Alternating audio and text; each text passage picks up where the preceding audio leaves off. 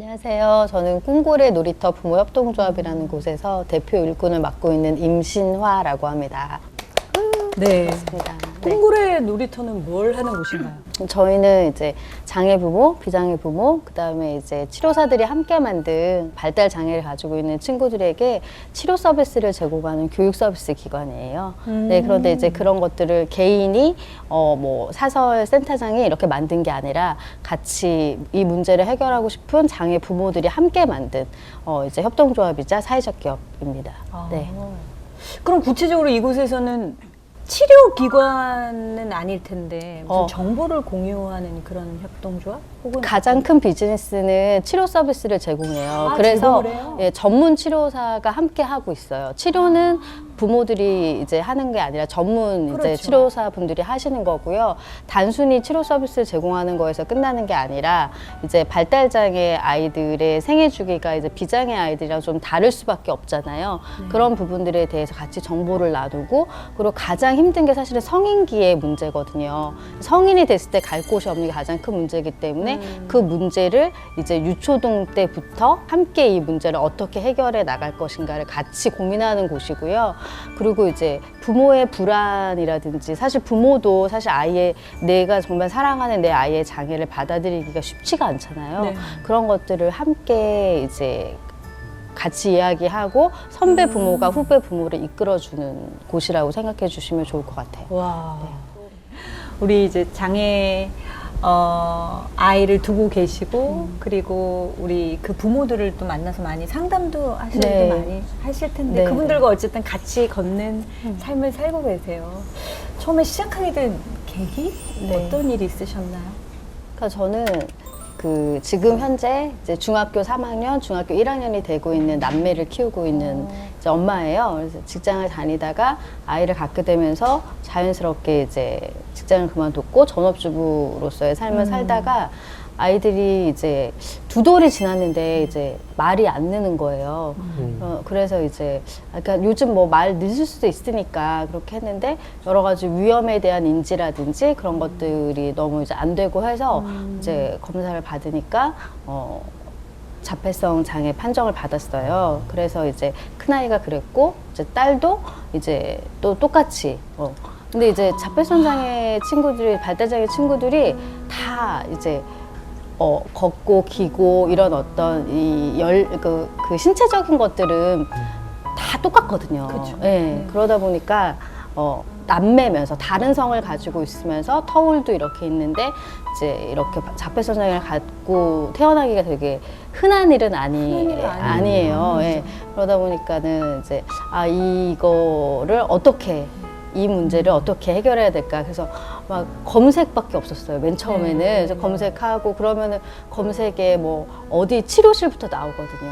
막 한의원 이런 데가 막 다 떠요. 그래서 왜 이렇게 부모의 불안을 조장하는 곳들밖에 없지? 근데 저도 사실은 이제 한 아이당 뭐 치료비가 150만 원씩, 전 2명이니까 그렇게 하더라도 300, 한 달에 이제 거의 남편 월급에 뭐 거의 대부분을 이제 치료 비용으로 이제 쏟아부었죠. 예. 근데 이제 검증되지 않은 치료도 되게 많은 거예요. 이게 아니다라는 것들에 대해서 이제 느끼면서 이 문제를 혼자서는 해결할 수 없겠구나라는 생각을 했어요. 그리고 이제 제가 어쨌든 그런 장애에 대한 접근이 완전 잘못됐구나라는 것들을 이제 깨달으면서 이게 이제 다른 비장애인 분들도 저처럼 똑같이 장애에 대해서 모르기 때문에 어떻게 이제 불쌍하거나 도와줘야 된다 이런 식의 접근밖에 안 하고 있겠구나라는 생각을 하면서 이제 세상에 좀 이제 자폐인들, 그 다음에 발달장애인을 알리는 일을 해야 되겠다라고 생각해서 나오게 됐어요. 그 치료를, 여러 가지 치료를 쫓아다니고 한 치료가 또 효과가 없으면 더 좋은 효과가 있다라는 치료를 또 쫓아다니고 그러면서 늘 그 지쳐있고 절망 가운데 있는 엄마들을 많이 만나는데, 특별히 이제 2번째 아이도 자폐 판정을 받았을 때는 더 마음이 많이 무너지셨을 텐데. 네. 그때 기분이 어떠셨어요? 그때는 어떻게 보내셨어요? 이런 이제 질문들을 이제 많이 하시는데, 그때의 기억이 사실은 제 인생에서 잠깐 약간 이렇게 잘라져 있어요. 너무 고통스러웠기 때문에 그때 기억이 자세히 나지가 않아요. 그냥 생활할 그냥 아이들과 같이 그냥 견뎌내는 시간이었던 것 같은데 다행히 너무 감사한 건 그 시간을 아주 길게 주시지는 않았어요. 금방 이제 힘을 주셨고 내가 이렇게가 아니라 세상으로 나와야 되겠다라는 힘을 정말로 하나님이 저에게 강력하게 주신 것 같아요. 네. 예. 그러니까 정말 믿음이 없었다면 네. 진짜 아침에 눈 뜨고 이렇게 생활하는 것 자체가 생활이 안 될 정도였어요. 그래서 저도 너무 괴롭고 진짜 너무 우울증도 오고 너무 힘들어서 사실은 이제 밤에 불면증 때문에 잠을 이제 못 자요. 대부분 이제 많은 어머니들이 이제 아이가 장애라면 당연히 뭐 어떻게 편하게 잠을 자겠어요. 예. 그래서 불면증도 되게 심하고 그래서 일부러 네. 내 몸을 좀 힘들게 하면 뭐 잠을 잘 잘 수 있지 않을까 싶어서 사실은 제가 정말 우유 배달도 하고 막 그랬었어요. 그러니까 아이들 자는 시간에 왜냐 아이들이 깨어 있는 시간에는 아이들이랑 계속 붙어 있어야 되니까 그러니까 뭐 다른 사람은 돈 내고도 운동한다는데 나는 왜 그래 아이들 잘 때 나는 운동도 하고 돈도 벌 거야라고 하면서 이제 뭐 이렇게 남편이 뭐 며칠이나 하겠어라고 하는데 상당히 오랜 시간 또 했었고요. 네. 예. 굉장히 강인하신 것 같아요. 그렇죠. 네. 그래서 뭐 되게 우스운 질문인데 아이가 둘이나 그런데 어떻게 밝으세요? 이런 질문을 정말 많이 하시거든요.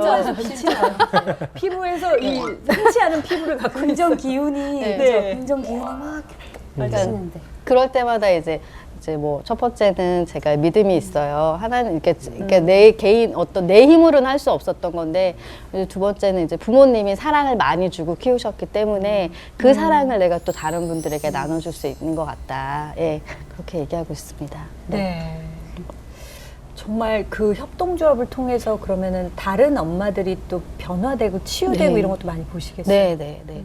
그럴 때가 가장 이제 보람이 있죠. 뭐 이게 이제 저도 이제 다시 공부를 하다 보니까 이게 우리 아이의 잘못도 아니고 제 잘못도 아닌데 대부분 이제 장애 아이다라고 하면 부모가 잘못됐거나 특히 이제 엄마가 잘못됐거나 뭐 아이가 잘못됐거나라고 생각을 하거든요. 근데 이거는 신경 다양성의 문제예요. 우리가 다양한 신경을 갖고 있는 것처럼 그 친구들의 고유한 신경 때문에 그렇게 자폐를 갖게 된 거기 때문에 이제 근데 그렇게 자책하는 모습, 힘들어하는 모습을 이제 그게 아니다라는 거를 이제 그분들에게 알려주고 싶은 마음에서 이제 한 1년, 2년, 3년이 지나서 이제 저에게 이제 개인적으로 이제 전화가 온다거나 얘기할 기회가 있을 때 사실은 이제 꿍고래를 만나서 내지는 이제 저를 만나서 내 아이의 장애를 건강하게 받아들일 수 있게 됐다라는 이야기를 하시거나 직접 찾아오시는 분들도 되게 많아요. 근데 이제 그런 시간들을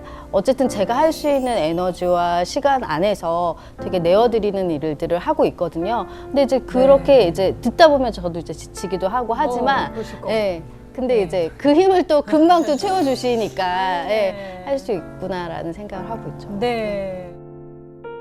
근데 또 지금 아이들이 또 아까 중3하고 중1이잖아요. 사춘기. 네, 네. 그 지금 딱 네. 이제 네, 네. 중2병과 네, 네, 가까워지고 네. 중3은 그러네. 또 네. 힘든 시기인데 네, 네. 저는 아직 어려가지고 아이가 주변 선배들이 다 너 이제 조금만 커봐라 사춘기 되면 너 큰일 났다 막 이러거든요.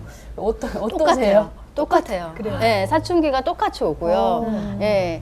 정말 지금 뭐 저희 아이들은 또 둘 다 무발화예요. 거의 이제 언어적인 표현이 거의 이제 안 돼요. 근데도 뭐 이렇게 엄마가 뭐 손 씻어 그러면 문 쾅 닫고 들어가고 사춘기 아이들이 하는 그대로 네. 하고 있어요. 그러니까 매일매일이 정말 뭐 스펙타클하죠. 그리고 이제 저도 이제 갱년기로 가고 있는데 사실 이제 갱년기 엄마와 사춘기 자녀가 만나면 갱년기 엄마가 이기거든요. 보통은 그렇다고 하더라고요. 네, 보통은 이기는데 저는 제가 이기는 것 같습니다. 저는 뭐 9살짜리 아들하고 저도 갱년기로 가고 있는 엄마인데 이 소아 사춘기를 겪고 있는 저희 아들하고 그렇게 싸우면서 그러니까 똑같아요. 네. 뭐 그러니까 장애, 비장애 이런 문제가 아니라 그럼 막 예. 야단 치실 때는 진짜 막 네. 세게 야단 치시고 네네. 야단도 치고 훈육을 너 이렇게 하면 엄마 힘들어. 뭐 이렇게 똑같이 거의 하고 있어요. 근데 이제 다른 점들은 있죠. 왜냐하면 이제 아이가 저희와는 다른 신경으로 인해서 신경 다양성으로 인해서 낯선 곳에 오면 불안해한다든지 뭐 그리고 특유의 어떤 상동행동들을 하잖아요. 네. 이제 그런 것들은 저는 이제 하게끔 하죠. 그리고 충분히 설명을 해줘요. 가기 전에 사진을 보여주거나 뭐 이런 걸 찾아서 이제 뭐 며칠 있다 우리 여기로 여행 갈 거야. 그러니까 급작스럽게 그런 곳들에 몰아넣는 게 아니라 네. 디테일한 미리 설명을 설명을 해주고. 충분히 해주고 그리고 뭐 힘들어서 뭐 자기 이렇게 뭐 공격성이 나오는데 그럴 수 있어. 그럴 수 있지만 다른 사람을 때리거나 너를 해하는 일만 하지 않으면 돼. 마음껏 울어도 돼. 뭐 이렇게 예. 그런 부분은 좀 다르긴 하지만 어쨌든 거의 비슷해요. 예, 네. 비슷하고 그래서. 타고난 교육자신 건지 아니면 하나님이 주신 지혜신 건지. 예. 근데 정말 정말 이 아이보다 하루 더 살기를 원하는 그 엄마의 마음. 근데 그 맞아요. 마음이 아까 그러셨잖아요. 그 마음이 아니라 내가 없어도 이 아이가 홀로 서기를 할 수 있는 그렇게 교육을 하시고자 하는 그 강인한 마음. 너무 네, 네. 그 마음이 정말 너무 네, 네. 훌륭하신 것 같아요. 그러니까 제가 모든 인터뷰에 하는 얘기가 뭐냐면 내 아이보다 하루만 더 사는 게 꾸미고 싶지 않다. 예, 내가 먼저 가는 게 당연한 거고 내가 없어도 사회의 안정망 속에서 그냥 이 아이를 되게 특별한 대우를 해주는 게 아니라 평범하게 살아갈 수 있는 환경을 사회를 변화시키고 싶다라는 얘기를 되게 많이 하거든요. 예. 와, 진정한 박수 한번 하나님의 쳐야 될 것 같아요. 할렐루야. 하나님 나라의 전사 같기도 하고 그러십니다.